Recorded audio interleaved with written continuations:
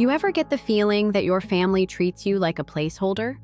Not the favorite, not the rebel, just the one they keep around until the real star shows up. Yeah, that was me.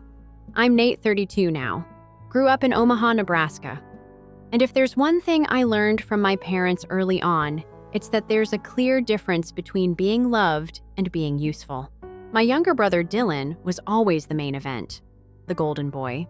If he walked into a room, my mom's whole face would light up like it was Christmas morning. Me, I could have walked in on fire and she might have asked me to stop blocking the TV. Dylan had this way about him, loud, charming, always on. He was the kind of guy who made teachers laugh, even while turning in half-done assignments. He was captain of the soccer team, dated the prettiest girl in school, and somehow still managed to be seen as humble. Classic charisma camouflage. Me, I was the quiet one. I wrestled varsity, even made it to state a couple of times. I got decent grades, worked part-time at a hardware store, and minded my business. But I swear my mom once walked right past my wrestling medal like it was a fridge magnet, the family photo wall, full of Dylan's football snapshots, prom poses, and Best Smile Award. My graduation photo tucked behind a potted plant like even the fern had more right to the spotlight. But I swallowed it. All of it. Because that's what the spare kid does. You play nice, you don't cause waves, you convince yourself that invisibility is love in disguise. Fast forward to my early 20s. I graduated college with honors business management. Nothing flashy, just practical. Got a solid job at a logistics firm and moved into my own place. Thought maybe finally I'd earn a bit of their attention. Instead, my mom said, "That's nice, honey. Dylan just started working at a creative agency. He might even lead a campaign soon." Never mind that Dylan had been about to lead a campaign for the past 3 years and had job-hopped more times than I could count. But sure, let's toast to potential. Still, I kept showing up. Birthdays, holidays, house repairs. I was dependable. I was their safety net. I paid for half their bills when they both retired early, which is code for "we're tired of working, and Dylan still hasn't given us grandkids." When I was 27, they asked if I'd move back in for just a little while. They needed help with the mortgage and the yard. I agreed. I thought maybe this was my chance to finally connect, to become something more than Dylan's less interesting brother. 5 years later, Dylan was still bouncing around Denver with his wife, Jules. No kids, no savings, no stability, but still, somehow, all the attention. Meanwhile, I was the one fixing their leaky roof, mowing the lawn every week, organizing their pills, and updating the plumbing so the house wouldn't flood every time someone flushed. Then Dylan lost his job. Again. And that was apparently my cue to disappear. Mom sat me down like she was breaking good news. "This is perfect," she said. "Dylan and Jules can move in now, while they get back on their feet. Maybe even start a family." No joke, she was giddy. I stared at her like she'd grown horns. She didn't ask. She informed. Like I was just a piece of furniture they needed to move to make space for the prince's return. Dad didn't say much, just nodded like this was all perfectly reasonable. But the part that really got me was when she added, "Of course, we'd still appreciate your help with the bills. Just until Dylan gets settled. You want me out, and you want me to keep paying." For his comeback tour, I didn't yell. I didn't even blink.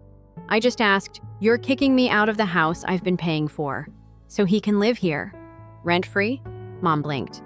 "It's not about kicking you out, Nate. It's about supporting family." I almost laughed. Supporting family? Like I hadn't been doing exactly that for the past half-decade.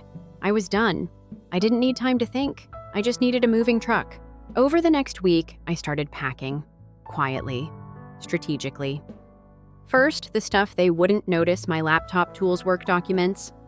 Then the clothes, the gym gear, the things I actually cared about. They kept asking if I was reorganizing.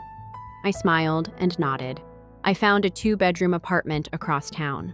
Small balcony, walking distance to work, decent neighbors. It felt like stepping into oxygen. The night I left, I slipped my key on the kitchen counter next to a note. "Found my own place. Don't contact me about rent." And I left. No goodbye. No scene. Just silence. I blocked them the next morning, Dylan, Mom, Dad. Phone, socials, email. Even my dad's old Hotmail account that he still inexplicably used for family stuff. That first week on my own piece. No passive-aggressive comments about my meal prep. No one asking if I'd talked to Dylan lately. I organized my home gym, hung my wrestling medals in the hallway, and bought myself a real espresso machine. Life was finally mine. But of course, peace doesn't last forever. Not in families like mine. 3 weeks later, I got a call from a number I didn't recognize. It was Uncle Ray Dad's younger brother, and the only person in the family who'd ever treated me like more than a utility. "Hey, Nate. Not gonna sugarcoat it, they're in deep. Mortgage is about to bounce. Your dad took out a second loan, all to support Dylan." I froze. Second loan? What? Wait, they what? They've been sending money to Dylan for months. Thousands. While you were still paying half their bills. That's when it hit me. Every tight month. Every "can you cover the water this time?" Every time I gave a little more thinking I was helping. I was just another one of Dylan's investors. Only I never got the pitch. Or the return. Ray sighed. "They thought you'd keep covering things, but now they're cornered. The bank's calling, and they're too proud to admit they messed up." Cornered, finally. Not by me. By their own choices. And suddenly, for the first time in my life, I wasn't the backup plan. I was the reckoning. After I got off the phone with Uncle Ray, I just sat there. Alone in my apartment, my dinner going cold on the counter, staring at the floor like it could explain how the hell I let it go this far. All those years, all those sacrifices, all that patience. And I was funding Dylan's lifestyle the entire time. I mean, yeah, I'd suspected favoritism. But this wasn't favoritism. This was financial betrayal. This was them draining my bank account to cushion their golden boy's fall, then turning around and handing me the eviction notice with a smile. And the worst part, I wasn't even surprised. I let the rage simmer. I didn't scream, didn't throw anything. I just stood there, letting the silence settle into my bones. This was bigger than being overlooked. This was about being used, quietly, systematically, like a walking ATM who just happened to fix pipes and mow lawns in his free time. I didn't call them. I didn't write. I didn't rant on social media. What was the point? They knew what they were doing. They just didn't think I'd ever stop letting them do it. But I wasn't interested in revenge. I wanted balance, ownership, closure. So I made a plan. 2 days later, I scheduled a visit. No warning. Just showed up at the house I'd helped keep standing since I was 23. Dad opened the door with that worn-out look he always wore when real life showed up. Mom was in the kitchen, pretending to clean like she hadn't already heard the truck pull up. Dylan planted on the couch legs, spread like he owned the place, sipping soda from the mug I bought them for their anniversary 3 years ago. The irony wasn't lost on me. "Hey, Nate," he said without looking up long time. I didn't answer. Just walked in and dropped the paperwork on the coffee table. Mom appeared in the doorway, suddenly all smiles and nervous energy. "What's this, sweetheart?" "I know about the second mortgage," I said. Calm, direct. Her smile faltered. Ray shouldn't have. "No, he shouldn't have," I cut in. "But I'm glad he did. Because now I understand why you wanted me gone so badly. You needed the room and the money to bail Dylan out again." Dad cleared his throat, but didn't speak. Dylan chuckled like this was just some awkward misunderstanding. "Come on, man. You're making it sound like I asked for this." I looked at him. Really looked. Slight beer gut forming under a designer hoodie phone, constantly buzzing, and not a shred of shame on his face. "You didn't have to ask," I replied. They offered. Just like always, I turned to my parents. "I'm not here to fight, but you're out of options. You're behind on payments, your credit's in the toilet, and Dylan hasn't brought in a cent in 6 months. He's trying," Mom said softly like that excused everything. "No, he's coasting," I snapped. "There's a difference." I took a deep breath. "Here's the deal. I buy the house, clean transfer. I take over the mortgage completely in my name. You can stay, both of you, but things change. Dylan pays rent, real rent. If he can't or won't, he leaves." Dylan scoffed. "You can't be serious." "Oh, I'm dead serious." "You're trying to steal my future," he barked, standing up now. "Future?" I laughed. "You've had 10 years to build one. This house was never a safety net for you. It was a golden throne you never earned." Mom stepped between us, hands raised like we were two boys fighting over toys. "Nate, we can work something out. Let's just talk about it." "I am talking about it. This is the only offer you're going to get from me. Otherwise, I walk." And I let the bank take it. They all froze. See, I wasn't bluffing. I'd run the numbers. If the house got foreclosed, they'd lose everything. The equity, the roof, the memories, all of it. Poof. I don't want to see that happen, I added. But I'm done financing Dylan's train wreck. The room was silent. Dylan stormed upstairs like the overgrown teenager he was slamming the door for effect. Mom sat down slowly, hands trembling. "We'll talk about it," she whispered. "I hope you do, because I'm not coming back a second time." I left without another word. This time I didn't feel guilt. I felt something closer to resolve. Over the next week, I didn't hear a thing. No texts, no calls, just silence. And for once, I didn't chase after their approval.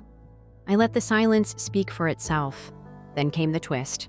Jules Dylan's wife called me, crying. She apologized for calling, said she'd gotten my number from Uncle Ray. Apparently, Dylan had told her I was trying to steal the house from under them. Typical. But she'd seen the foreclosure notice. She'd seen the bills, the unopened letters. She knew the truth now. "He hasn't applied to a single job, Nate," she told me, voice cracking. "He spends his days playing video games and blaming the world. I can't take it anymore." That hit me harder than I expected.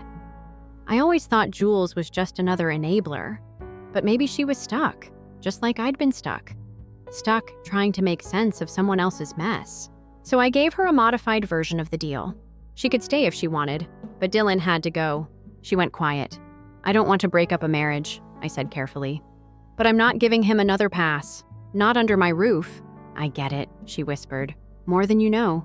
We ended the call without a firm answer, but something told me she was already halfway packed. By the time I showed up again, it was chaos. Dylan was red-faced and shouting. Mom was crying into a dish towel. Dad looked like he'd aged 10 years in a month. "You're the reason this family's falling apart," Dylan roared at me. "No," I said, calm as ever. "I'm the reason it lasted this long." He lunged forward like he wanted to swing, but I didn't flinch. He stopped short, nostrils flaring, fists shaking. "You think you're better than me?" he growled. "No," I said, voice flat. "I just grew up." And just like that, something shifted. Not in him, in me. I wasn't his shadow anymore. I was the man standing in the light. After Dylan's little explosion, he slammed the door so hard I thought it might crack off the hinges. Dad winced, but didn't move. Mom just kept dabbing at her eyes like her tears might fix the situation if she cried long enough. I stood there still calm, even though my heart was pounding in my chest. It wasn't fear. It wasn't even anger anymore. It was exhaustion, a quiet, cold kind, like I had finally stopped swimming upstream and realized I could just step out of the river. "I'll give you until the end of the week," I told them. "If I don't hear from you, I'll assume you're letting the house go." Dad nodded. Not in agreement, just acknowledgement. He knew. I think deep down he'd always known this moment would come. Maybe not like this, but eventually. As I walked out the door, I glanced at the front porch, the one I rebuilt with my own 2 hands 2 summers ago, while Dylan posted filtered selfies from a rooftop bar. Funny how things you build out of love can become reminders of betrayal. I got in my truck and didn't look back. 3 days later, Jules called again. "I'm leaving," she said. No emotion, just flat, like she'd already burned through everything she had. "Today? This afternoon? I can't keep babysitting a grown man who won't even open the mail." I nodded, even though she couldn't see me. "You want help moving? I've already packed. Honestly, I don't think he even noticed." That hit hard. The guy who once insisted on being the center of every conversation didn't even notice his wife packing up their life. "I'll swing by after work," I said, "just to make sure everything's okay." "No need," she said. "But..." "Thank you, Nate. You're the first one who's really seen me in years." She hung up before I could respond. That evening, I got a text from Mom. "First contact since the showdown. He's gone. We don't know where. Just please come." No punctuation, just fear bleeding through every word. When I got to the house, it was quiet. Too quiet. Dylan's car was gone. His room was half empty, some clothes missing drawers half open. No note, no plan. Dad was sitting at the kitchen table, a stack of unpaid bills in front of him. His eyes were tired. Not just from lack of sleep, from reality catching up. "He took your mother's credit card," he said. "Maxed it out at some bar in Council Bluffs, then disappeared." I sat down across from him, arms crossed. "You knew this was coming. I hoped I was wrong," he said. And for the first time, he actually looked me in the eye. "I owe you an apology." That threw me. I let her protect him. I told myself he'd grow out of it. But the truth is, we built him that way. We never made him earn anything. Just handed him the world and told him it was his. He looked at the bills, then back at me. I see now who really kept us afloat. And it wasn't Dylan. I didn't say anything. I didn't have to. Some apologies don't need validation. They just need to be said out loud. Shame. We signed the transfer papers the following week. I became the legal owner of the house, just like that. It felt surreal, honestly. Like I'd just bought my childhood memories, pain and all. Mom cried through most of the process. Not because she was sad, really. More like she was grieving a fantasy. The version of Dylan she'd clung to for so long was finally gone, and reality had moved in with a crowbar. They asked if they could stay in the guest room over the garage until they figured things out. I agreed. Not because I owed them, because I didn't want them on the street. I could still draw a line without erasing compassion. But I set conditions. They'd pay whatever rent they could afford. They wouldn't ask me about Dylan. And they'd treat the house with respect, not entitlement. They agreed, hesitant but honest. It wasn't a reunion, it was a truce. The first month was awkward. Mom tried to act like nothing had happened. She'd make breakfast and call it a peace offering, but her eyes never quite met mine. Dad stayed quiet. He cleaned the garage, organized tools, fixed a few things I'd already fixed. I think it was his way of saying thank you without having to say the words again. I let them be. I had my own life now. I focused on work, hit the gym again, started sleeping better, cooking better, living better. I even reconnected with an old friend, Leah. She used to work at the same firm I started out in. We grabbed dinner, then another. Turns out losing the weight of family guilt clears a lot more space for real connections. Then came the second text from Jules. "Just thought you should know. Dylan's back in town. Crashed at a friend's place. He's been asking people about you. Be careful." I wasn't scared, just annoyed. Because of course he was back. Of course he was sniffing around trying to stir something up. Dylan never could stand it when the attention wasn't on him. So I made a decision. I filed an official eviction notice, even though he wasn't technically living there anymore, just in case he tried to drop by and claim squatters' rights or some other nonsense. I put up cameras, changed the locks. Told my parents not to let him in no matter what story he told. Mom pushed back. "He's still our son. And I'm your son too," I said. "But you didn't mind showing me the door when it suited you." That shut her down. I wasn't being cruel. I was being consistent. The next time I saw Dylan, it wasn't planned. I was getting groceries just a normal Saturday morning when I saw him in the parking lot, leaning against a beat-up Civic vape in one hand, phone in the other. He saw me, smirked. Well, look who made it out of the shadows." I sighed. "What do you want?" "You think you won, huh?" he said, stepping closer. "Took the house. Took Mom and Dad. Took everything." "I didn't take anything," I said calmly. "You gave it all away." His face twisted.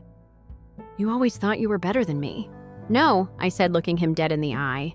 "I just stopped pretending you were the center of the universe." He flinched. Just a blink, but I saw it. "You're pathetic," he hissed. "All this for what? To play hero in a house you were never supposed to inherit." "No," I said. "All this so I could finally breathe." Then I walked away. Didn't wait for a response, didn't turn around. Because I didn't need closure from him. I already had it. Back home, I checked the camera feed just to be sure. No signs of tampering, just silence. Mom was watering her herbs on the balcony. Dad was fixing the porch light again, probably for the third time. And for the first time in years, I didn't feel like a visitor in my own life. I was home. Not because of the house, not because of the walls I rebuilt or the bills I paid, but because I finally reclaimed the space I'd been denied since I was old enough to know what less than felt like, and I wasn't giving it up again. Dylan didn't come back to the house after that parking lot run-in, not physically anyway. But somehow his presence lingered like smoke. It didn't matter how many windows I opened, it was still in the air. I thought that would be the last of him, that he'd disappear back into whatever friend's couch he'd landed on and leave us all alone. But Dylan didn't vanish. He never did. Instead, he started circling, quietly, pathetically. A week later, Leah showed me a screenshot. "Hey, I know we don't know each other, but can you talk to Nate? He's being weird about family stuff." They're struggling and he won't even help our parents. It's getting bad. It was from Dylan, sent through an alt account. He didn't even have the guts to use his real profile. I laughed. Not because it was funny, because it was so on brand. Still trying to twist the narrative. Still refusing to own any of it. Still weaponizing family like a shield to avoid responsibility. I didn't respond. Neither did Leah. She blocked him. But it lit a fire in me. That night, I sat down with my parents. No warnings, no smiles. Just the three of us at the kitchen table, same spot where they told me to move out not so long ago. "We need to talk," I said. Dad looked up from his tea. Mom set down her knitting eyebrows, knitting tighter than the scarf in her lap. "I know Dylan's been sniffing around again," I started. "And I know part of you wants to let him back in." Mom opened her mouth, but I held up a hand. "No, just listen. I get it. He's your son, but he's a grown man now. He's had chances, more than enough. And if you open that door for him again, emotionally, financially, physically, I'm done. No debates, no do-overs. I will walk." Silence. Mom blinked like she'd been slapped. Dad nodded slowly. Understood. I looked at her. Really looked. She was shrinking, not just from age, from regret. "We're not asking you to support him," she said finally, voice soft. "We just don't know how to stop loving him." "You don't have to stop loving him," I replied. "You just have to stop enabling him." She nodded. But I didn't know if she actually heard me. For a while it worked. Quiet returned. I was building again, literally and figuratively. Leah and I were spending more time together. She helped me pick paint colors for the hallway. I helped her fix a leaking faucet in her apartment. It was simple, uncomplicated, no debt of guilt hanging over it. And then another text, this time from Jules. "You need to know. He's been stealing from friends. Crashed at my cousin's place, stole a watch, pawned it. Cops were called. He's spiraling." I read it twice. She added, "He's talking like you owe him. Like you took everything that was supposed to be his. Just be careful, Nate." I didn't reply right away.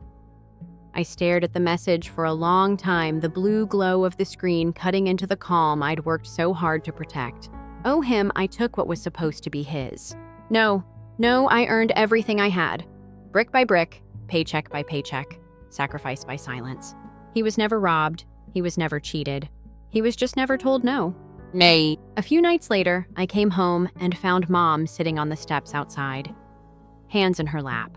Shoulders hunched. "I thought he might come tonight," she said without looking at me. I sat beside her. "You gave him a key once," I said. "That's why you're still waiting." Tears pooled in her eyes. "He used to run into my arms when he got scared," she whispered.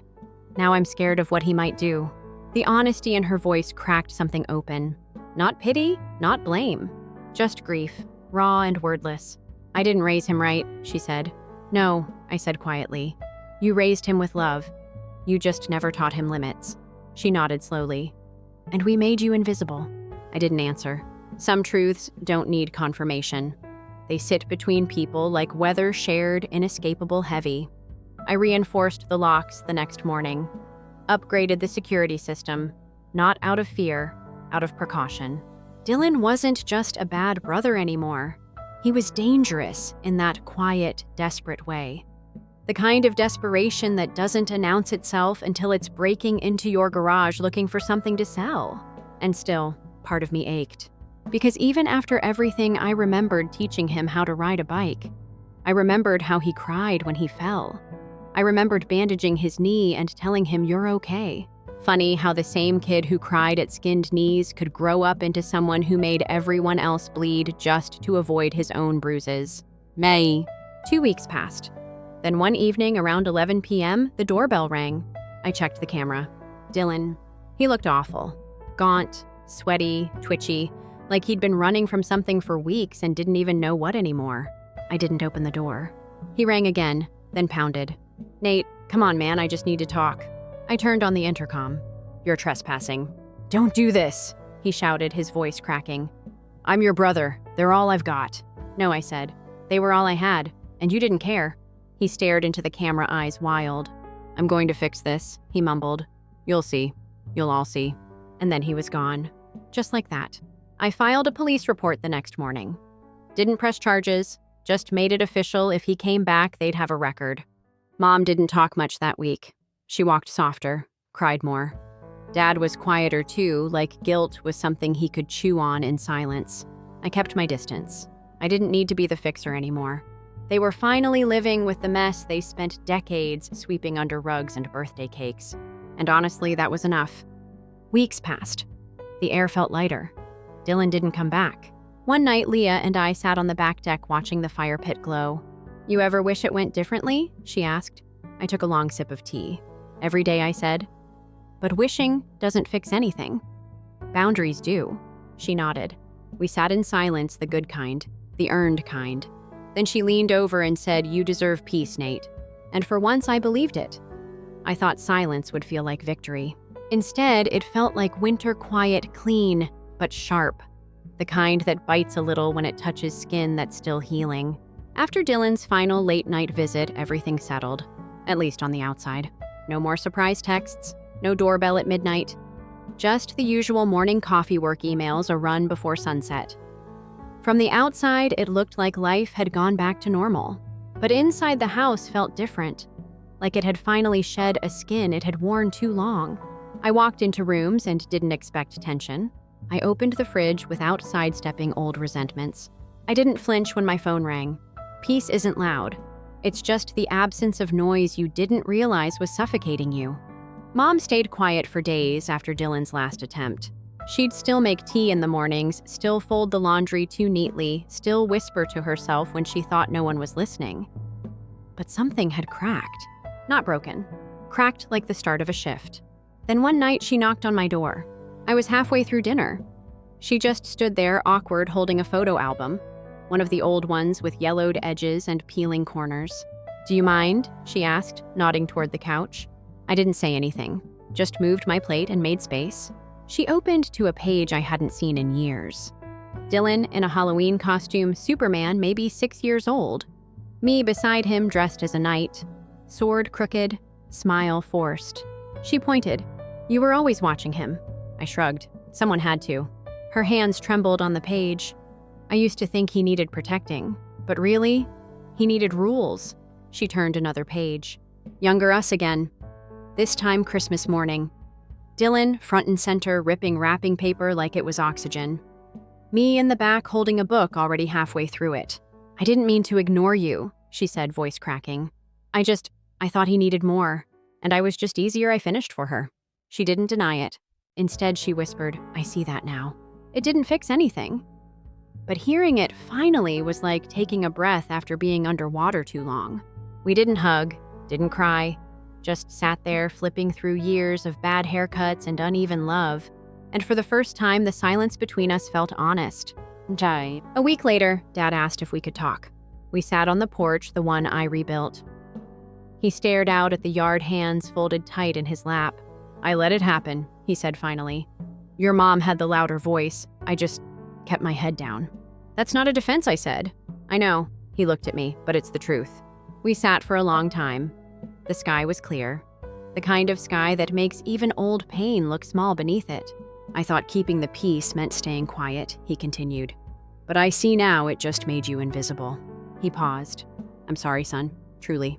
I looked down at my hands at the small scar on my thumb from fixing the porch rail that winter. "Words aren't enough anymore," I said. "I know," he replied. "So I've started saving. For rent, for repairs. I don't want you carrying us anymore." That surprised me. The man who once refused to confront his own kid was now budgeting for toilet leaks and taxes. "I appreciate that," I said simply. We didn't hug either. We just watched the wind move through the trees like it was washing something away. Life moved forward in quiet steps. Leah moved in officially that spring. Her plants lined the kitchen window. Her shoes found space beside mine. Her laugh filled corners the house had forgotten how to echo.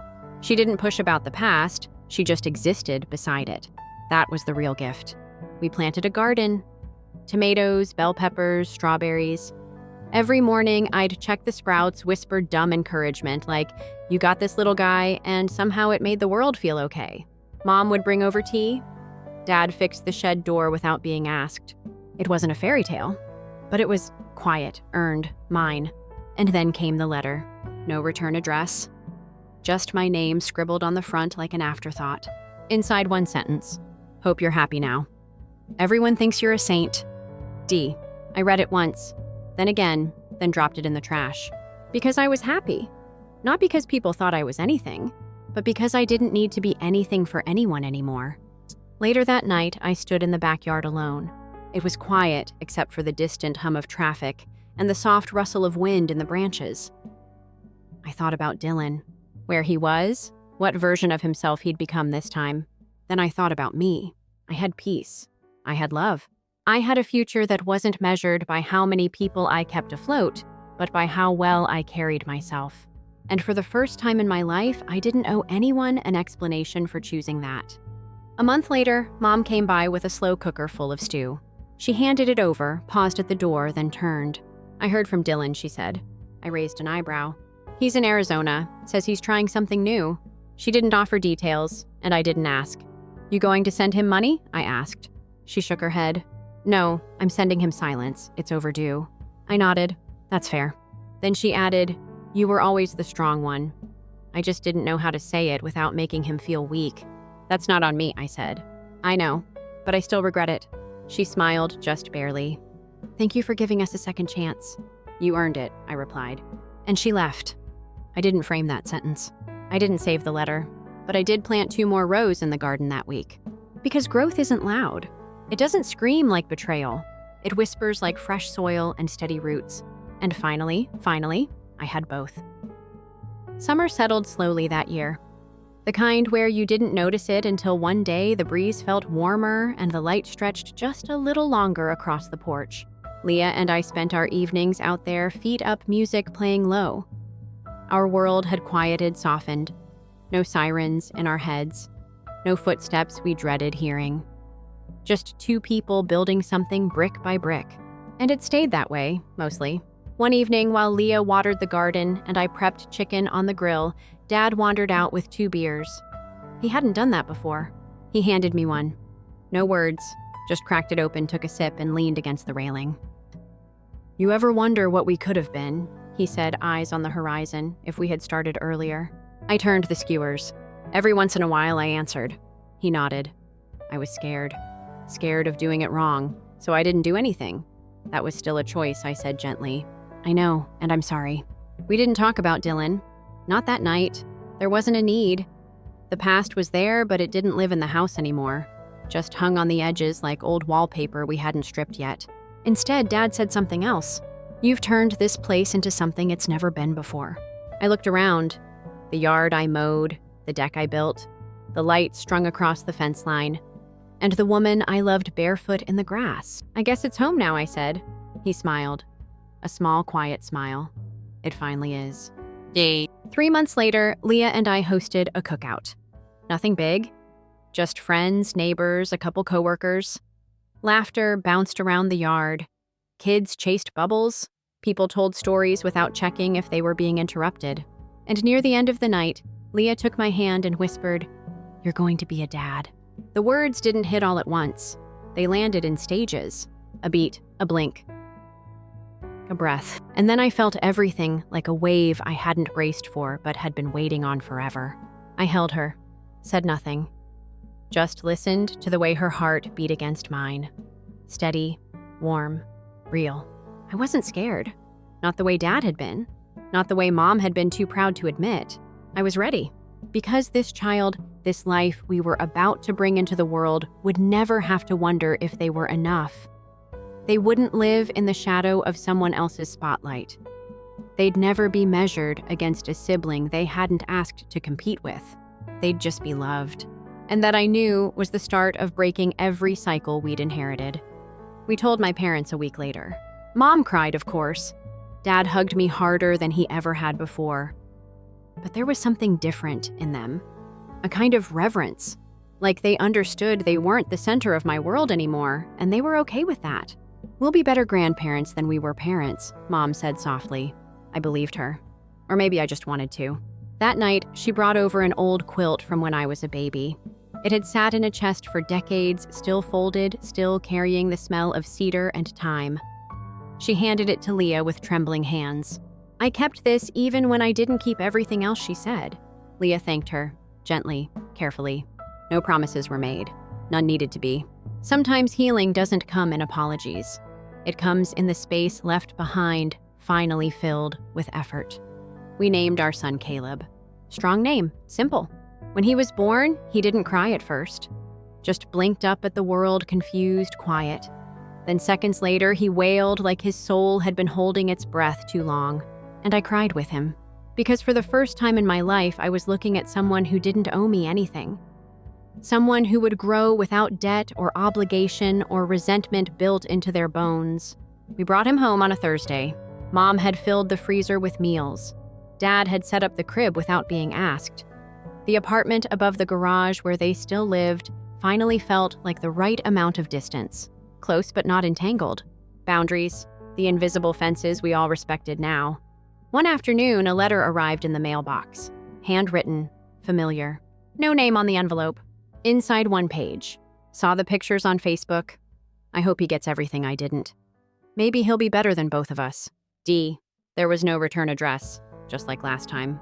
Leah found me standing by the mailbox with the letter in hand. I hadn't moved in 10 minutes. She took it, read it, then folded it in half and said, "He's trying, in his way." "Yeah," I said, "but it's not about him anymore." And it wasn't. That was the lesson. You don't owe anyone your peace, not even family, if they've used your silence as permission. Time passed. Caleb grew fast, laughed easily, slept deeply. One morning, I caught myself staring at him in his crib, wondering if he'd ever feel what I had. That hollow stretch between being needed and being seen. And I swore he never would. Not on my watch. He would know his worth without having to earn it through sacrifice. He would get praise without conditions. Discipline without punishment. Love without confusion. And when he grew up, if he asked about my brother, I'd tell him the truth. Dylan wasn't always the villain. He just never stopped being the boy who thought the world owed him everything, because no one taught him the value of building anything for himself. I'd tell Caleb that people can change, but only when they want to. Only when they're willing to see the mess they've made and start cleaning it themselves. And most importantly, I'd tell him this: you are not responsible for fixing broken people, not even if they're family, especially not if it breaks you in the process. Leah and I eventually bought a cabin up north, just for weekends. Caleb loves the pine trees. He'll sit on the dock for hours throwing pebbles into the lake like he's solving the world's problems one splash at a time. Sometimes Mom joins us. She brings too many snacks. Wears that big sun hat she used to save for church picnics. She's gentler now, slower, but still trying. Dad shows up early, puts on sunscreen without being asked, tells Caleb stories about how I used to fish with a broken rod and still caught more than him. They never talk about Dylan anymore. But the silence isn't bitter now. It's just space we leave open, in case he ever finds the will to fill it right. So here we are, a family, flawed but free. The house I used to feel invisible in. It's now where my son learned to walk, to speak, to laugh with his whole body. Where my wife dances barefoot in the kitchen. Where my father fixed the same squeaky step 3 times without being asked. It's not perfect, but it's honest, earned ours. And that after everything is the only inheritance that matters. Story 2. My parents supported my brother when he had an affair with my girlfriend and caused her to become pregnant. They begged now, but I delivered them a surprising conclusion. As a masculine 29-year-old, I always assumed my family was typical. Not ideal, you know. But my dad is from which family? At family get-togethers, a 61-year-old guy who made a respectable living as a bank manager would often boast about his advancements. He was the type of man who made sure everyone knew how important he was at the company and who wore a tie to weekend barbecues. He evaluated people according to their potential for revenue, which was evident in the way he spoke about money. I recall him assessing my high school pals by finding out what their parents did and where they intended to go college. Mom, a 58-year-old woman who taught elementary school, was a misery to me at home, but somehow managed to be pleasant to everyone else's children. She was the kind of person who would volunteer for every PTA function and make cookies for the whole school, but she would then come home and scold me for things like leaving a glass in the sink or not making a flawless bed. The question, "Why can't you be more like your brother?" was always her favorite, which over time seriously damages a child's brain. Spoiler warning. Then there was my 26-year-old younger brother Ryan, the youngster with the golden hue. According to my parents, Ryan could do no wrong. When he struck out in baseball, everyone cheered like he was the top player, even though he was terrible at sports. When he stumbled at football, it was due to poor pitching. The coach was at fault for not making the most of his abilities. When he was expelled from school, they would commend him for his efforts and wide range of extracurricular activities. They would question why I didn't earn the additional credit or join more clubs to complete my college applications while I was slaying it and receiving straight A's. I was never the favorite, but it wasn't until I was admitted on a partial scholarship to a highly competitive institution that I realized how awful it was. At what should have been a celebratory meal for my college, Ryan was on academic probation at his high school after failing 2 classes. Acceptance. My parents assured Ryan that they would get him a tutor and spent the entire time comforting him about the lack of differentiation in intelligence in the educational system. Before it magically vanished, my acceptance letter was on the refrigerator for precisely 2 days. For 3 years, Ryan's junior varsity baseball participation certificate was valid. Immediately after high school, I enlisted in the military. I needed to get the heck away from my family, not because I was a particularly patriotic person.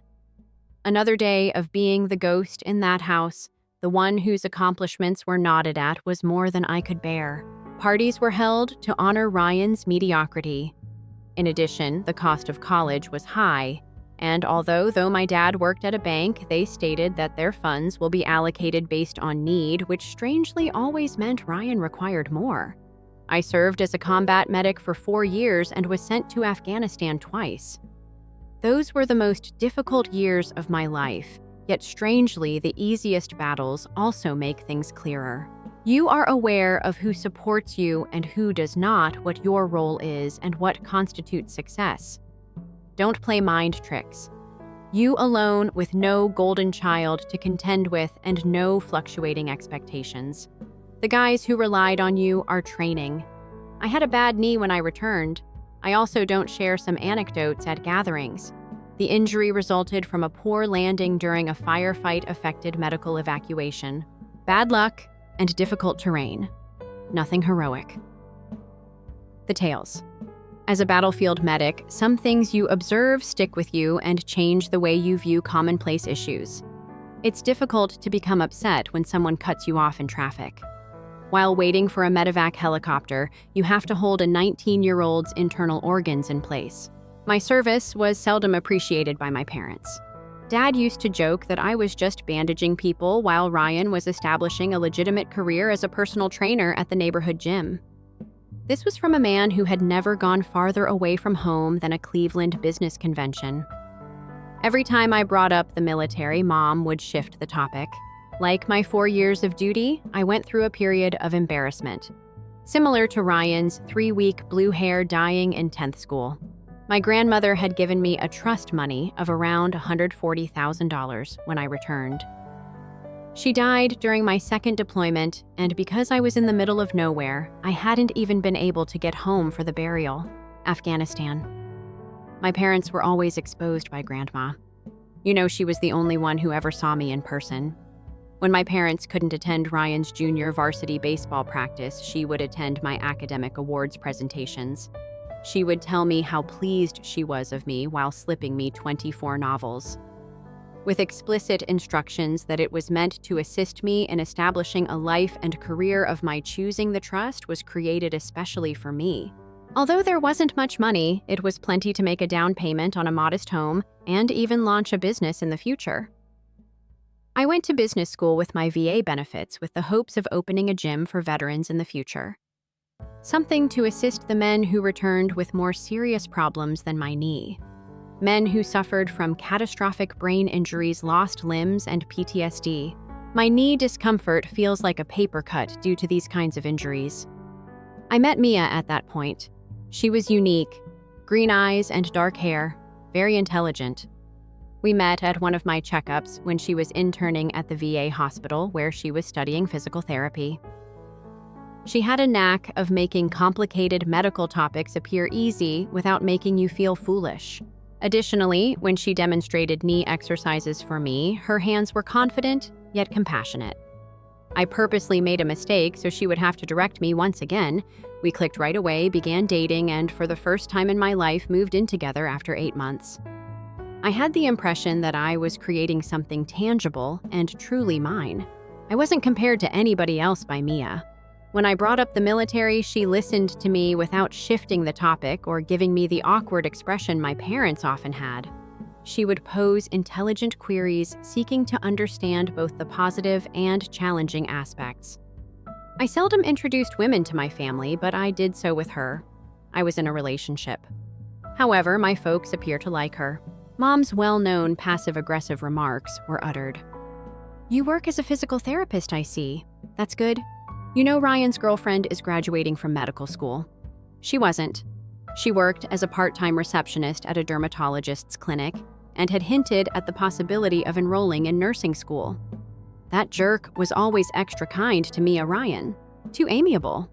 In retrospect, he had always been able to sit next to her at family dinners, find an excuse to touch her arm while they were conversing, and bring up clients from the gym he assisted in recovering from injuries to nudge the topic in the direction of physical therapy. I assumed he was only attempting to win over my girlfriend, show off his wonderful character. As it happens, I was incorrect about everything else, but correct about the boasting portion. When Ryan and I moved in together, he developed an odd fascination with visiting us. He would drop by without warning. Every time I said that I would be working additional hours at the gym where I was employed or that I had late lessons, he would bring takeout or beer and explain that he was in the area or just wanted to see how things were doing at the new location. In fact, I was first appreciative. I reasoned that perhaps he was trying to be a better brother to help me through this new phase of my life. Thank you. I was so naive, Christ. I had the ring and everything, and I had been prepared to pop the question to Mia. It wasn't fancy, but I could afford it. We were considering a tiny property, so I used the majority of my funds to make a down payment. Although it was a little 3-bedroom home in a respectable area, it would be ours to establish a life together and perhaps ultimately have children. Things were finally falling into place when I was completing my business degree and worked as a manager at a nearby gym. After my last client canceled on Tuesday, I planned to surprise Mia at our apartment by leaving work early. I thought we might have a lovely night in, so I got a bottle of wine and some takeout from that Thai establishment she loves. If the time felt perfect, I may even pop the question. She had said she loved the color, so I carried the ring in my pocket, this little sapphire, rather than a diamond. I saw Ryan's annoying lifted Jeep when I parked into our complex's parking lot. My parents had given him the vehicle while I was evading gunshots abroad. With its ridiculous custom paint job and large tires that he most certainly didn't need for driving only on suburban roads, it was difficult to miss. I had been discussing having a family meal that weekend, so for a moment I thought perhaps he was simply dropping me something. Perhaps for once in his damned life he was being helpful. I heard it as I ascended the stairs to our flat on the 2nd level. Mia laughed, and then I heard Ryan say something in a low voice that I couldn't understand. Then there was quiet. Your brain strives to protect you during this crucial instant just before your life collapses. Makes all these naive justifications. You're about to learn that these parallel universes aren't real. They could be seeing a film. They could be preparing a surprise for you. Perhaps you're being worried about something completely benign. In order to avoid digesting what you already know to be true, your brain will stop at nothing. I opened the door as silently as possible. In my palm, the takeaway bag felt weighty. As my world was ready to collapse, I recall thinking how foolish that detail was, concentrating on the weight of some pad thai. They were on our couch when I walked in. I had been saving for the couch for 3 months. At first, they didn't even notice me. It was similar to seeing a slow-motion auto accident. However, the collision represented my brother betraying my fiancé, and the automobile represented our relationship. I don't recall the food being dropped. I remember Ryan's expression, but I can't recall the precise things I yelled. Not even surprised, just irritated at being cut off and seeing Mia fumbling to hide tears welling up not of embarrassment, as I discovered later, but of being discovered. All I could do was ask how long. Ryan responded, "Calm down, bro. Not the lady I loved, but him eating my leftovers from the refrigerator as if I'd walked in on him. In fact, he dared to seem annoyed as if I was exaggerating when I discovered them." 8 months, said Mia in a whisper. For 8 months. Almost our whole relationship throughout the time I was looking at houses, purchasing furnishings, making plans for the future, and choosing an engagement ring. Every time Ryan happened to drop over when I wasn't home, they were giggling behind my back. It all turned terrible at once every time Mia's phone rang with a text, and she grinned to herself because she was too exhausted or not feeling well. It makes perfect sense. I snatched Ryan by the throat and flung him against the wall. In my parents' view, he may have been the more athletic one, but I was stronger than him after 4 years of military training and carrying injured troops across mountains. Part of me wanted to murder him there, and I could have done so. I wanted to witness the smugness leave his face as the oxygen left it, to feel his windpipe break beneath my fingers. I just told them to get the hell out instead. Right now. Not tomorrow. Not for an hour. Mia now tried to explain, sobbing, how she was puzzled and how it had just happened. Despite her affections for Ryan, she claimed to still love me. Claimed she was unsure on how to inform me. Didn't wish to cause me harm. What a complete irony. Ryan simply gathered his clothes and departed without saying anything or apologizing. Nothing, no explanation. He simply zipped up his trousers and left, as if this had been a small annoyance. "I'll call you later," was his final statement. Not to me, but to her. As if they were going to talk about this. Techniques for handling the consequences of being discovered. Most likely they did. I destroyed everything in the flat that night. I was reminded of both of them by it. The loudness had prompted the neighbor to contact the police. After observing the situation with my bleeding hands, 2 cops arrived and inquired whether I was a veteran. One of them, an elderly man who stated he had taken a tour in Iraq, simply nodded when I responded, "Sure." Instead of writing me up, he simply handed me a VA crisis line card and advised me to get assistance before making a mistake. Good man. Somewhere I still have the card. My mother called me the next day to see how I was doing. Not to express regret for having such a cunning son. No, she called to advise me to be sensible and cool down. She responded, "Ryan and I are really upset about how you reacted, as if I had done something wrong. As if I were the antagonist in this twisted tale. What I was hearing was unbelievable. Are you serious now? He secretly cheated on my partner for 8 months in my flat, and I should be the one to stop it. Jason, these things do happen. They are handled maturely by adults. Ryan claims that their romantic relationship wasn't prearranged. Who you fall in love with is beyond your control." I felt like throwing up. Love. What they did is what you're calling love. For months, they messed up behind my back, on my couch, in my bed. Love isn't that. Betrayal is what that is. You're going to have to accept that they are now together. Since we are still family, I want you to act politely throughout this Sunday's meal. I started coughing because I was laughing so hard. Do you think I'll be seated across from them at the dinner table? Have you gone insane? Young man, don't talk to me like that. You were raised better than that by your father and myself. It seems like Ryan wasn't raised any better by you. I fired back. As if I had smacked her, she gasped. Ryan has always been sensitive. You are aware of that. He regrets harming you, but he is unable to change his feelings. He has a particular place for Mia. Then something clicked. They weren't only blaming Ryan for his actions. Their distorted brains were actively encouraging it. More important than my suffering and more important than fundamental human decency was Ryan's delight. What about my feelings? My voice was dangerously calm as I asked. Right now. What about my intention to pop the question to her that I believed her to be the one? A pause occurred. Were you planning to pop the question? So perhaps this is for the best, my love. You would later regret the commitment you made. Obviously, Mia wasn't your match. If she could fall in love with Ryan that quickly, Olympic-level mental gymnastics were displayed. In her perverted reasoning, Mia's affair with Ryan somehow didn't prove that they were bad people, but rather that I had chosen the wrong woman. She went on, "Don't come to dinner.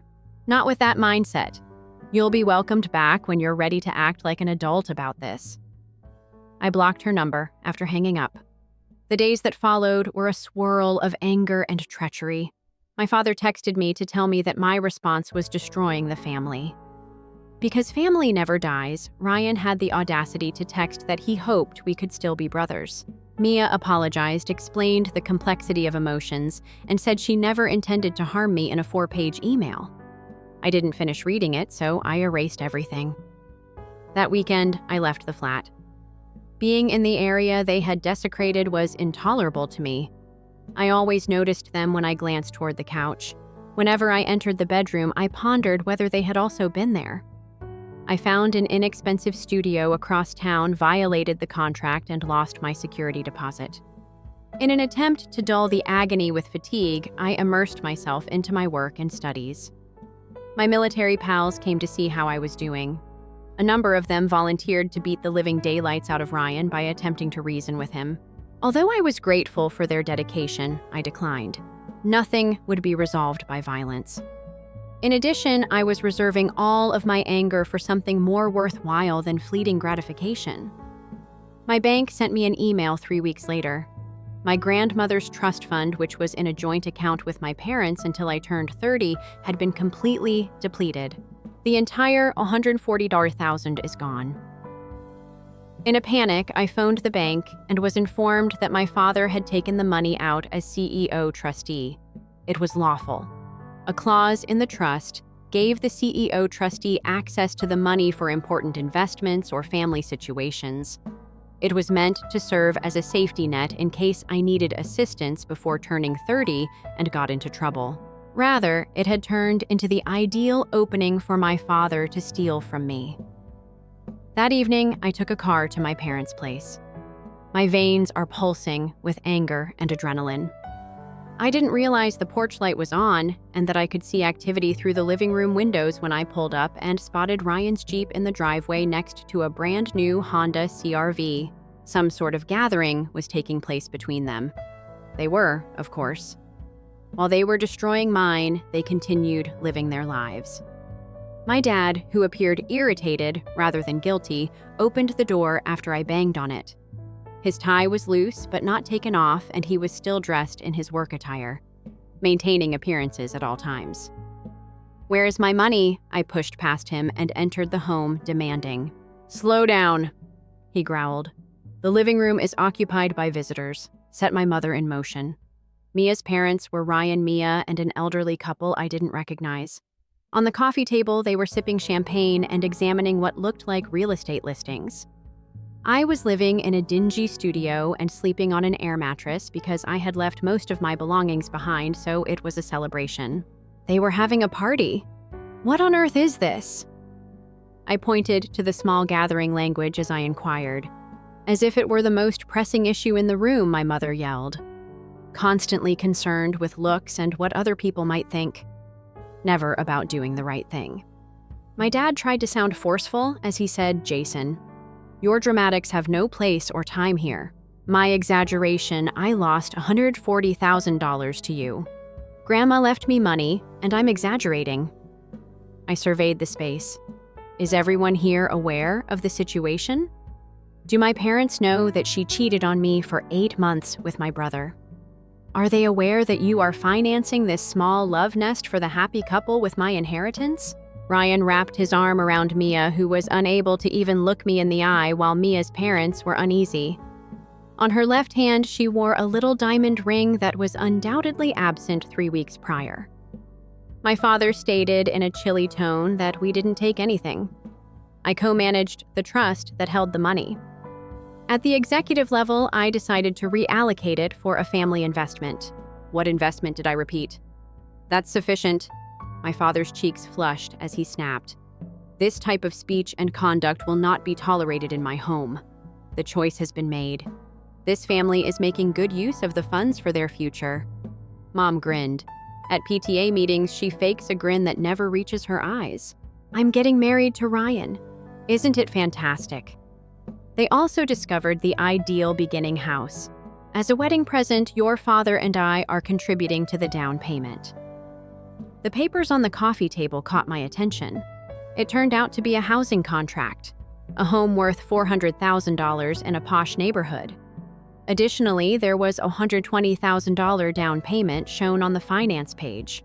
In order to purchase a home for my unfaithful brother and his ex-girlfriend, they had embezzled my trust fund. Not just any house, but one that was better than what I could have bought for myself. A home that ought to have been my fresh beginning and my future. Despite the tempest roaring inside of me, I responded, "You have to be kidding me," in a deadly calm voice. The perilous serenity had returned.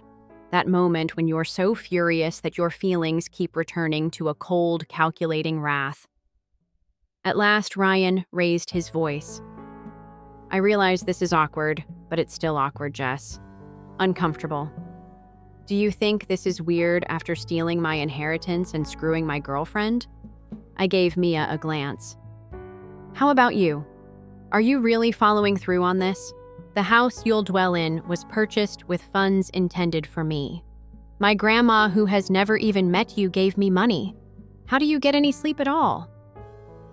"Nothing was stolen," my father said. "Our intention was always to use that money to help both of our boys launch their careers. I'm establishing a family with Ryan, a household." I gave Mia a glance. "Are you expecting a child?" With tears in her eyes, she nodded. 3 months. It was easy to perform the arithmetic. For 8 months, she had been having an affair with Ryan. Her pregnancy was 3 months along. She probably had been having affairs with both of us at the time of her pregnancy. I became physically nauseated at the prospect. Does it belong to him? Before I could stop them, I said the words. The smack was unexpected.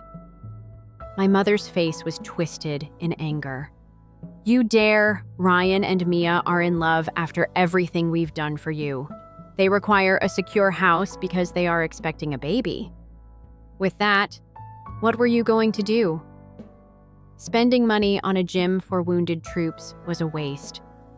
Strangely at ease now, I stroked the spot on my face where she had hit me. For me, that smack made everything clear.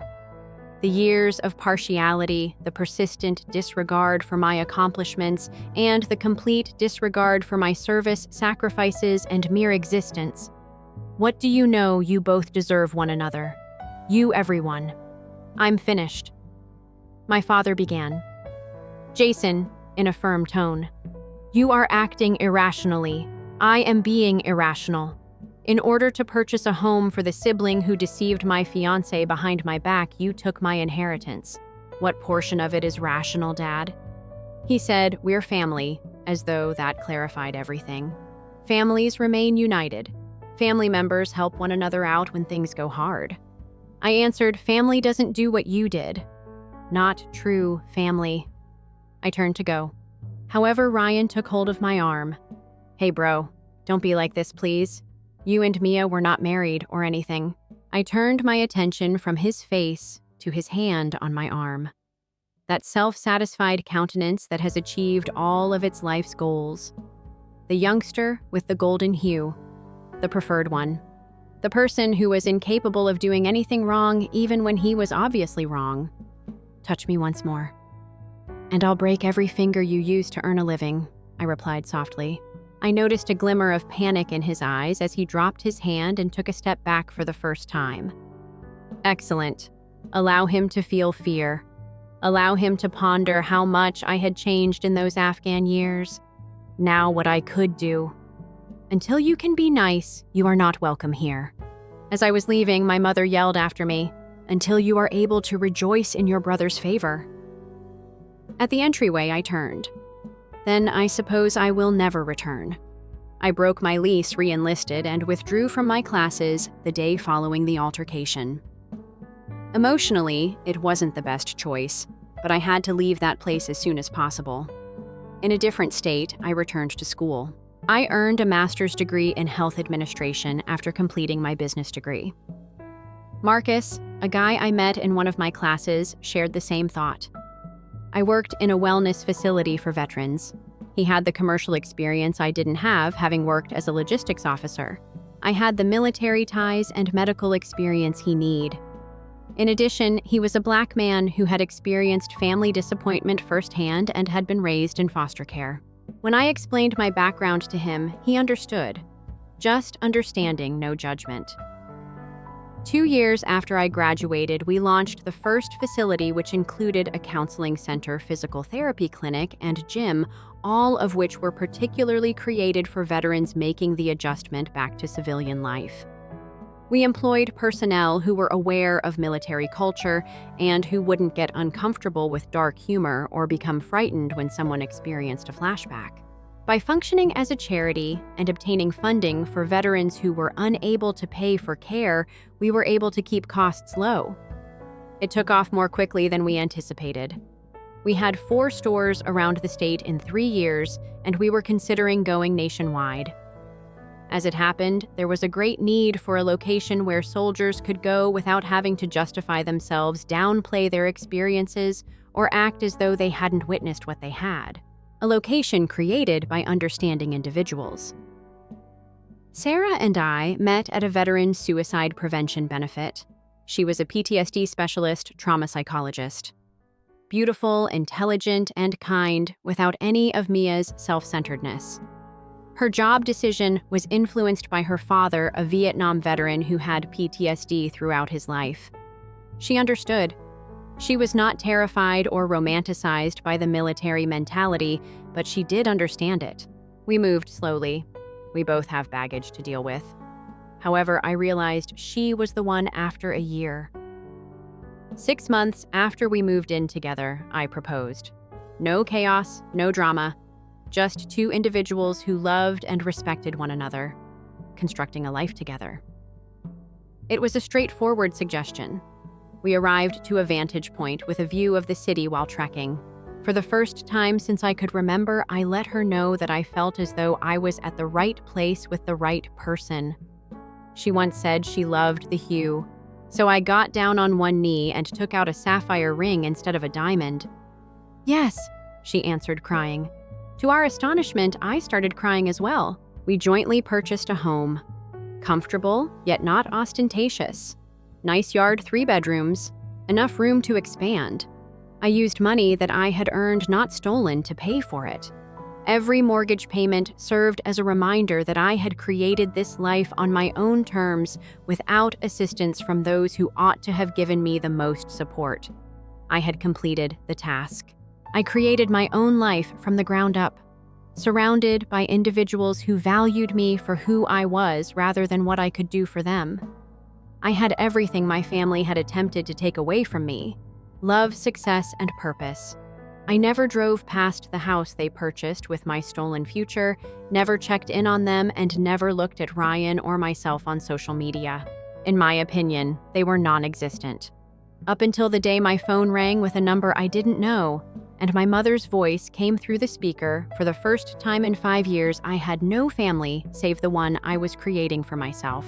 Sarah, our friends, and the veterans we assisted every day. "Don't hang up, Jason, please." She had a harsher, older voice than I recalled. Curiosity kept me on the line, even though I should have hung up right away. I felt a sense of satisfaction knowing that she was the one contacting me, not the other way around. "What are you looking for?" I inquired in a neutral tone of voice. "Hearing your voice is wonderful. You have been much missed." Mom stopped the nonsense. "What are you looking for?" She let go of the phony warmth with a sigh. "We need your assistance. The family is having problems. I'm not a family person." I gave a chilly response. "Just listen, please. It has been challenging. 3 years ago, your father lost his job. At his age, he was unable to find another job when the bank downsized. His pension has been our source of income. However, it is insufficient. It sounds like a private issue. Please, Jason, Mia and Ryan are having difficulties. To the residents." She halted herself. most likely realizing it wasn't the best idea to bring up the house they purchased with my money. The home you purchased for them using my trust fund. I completed. What took place?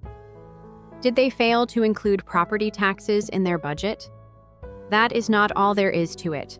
Ryan was hurt. He is no longer able to work as a trainer. He developed a pain medication issue, required surgery, and tore his rotator cuff. He's spent 2 stints in and out of treatment. The irony almost made me chuckle. While the injured veteran was establishing a prosperous business, the golden kid, the athletic one, was disabled by a sports injury.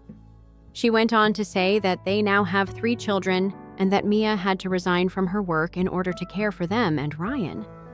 They are also late on their mortgage, which worries me. While still typing an email, I inquired. Although your father and I have been doing everything we can to assist them, we are also overburdened. It's been a nightmare with the medical bills and the rehab expenses. The bank is currently threatening to foreclose on their home. I chuckled. I was unable to resist. Let me clarify.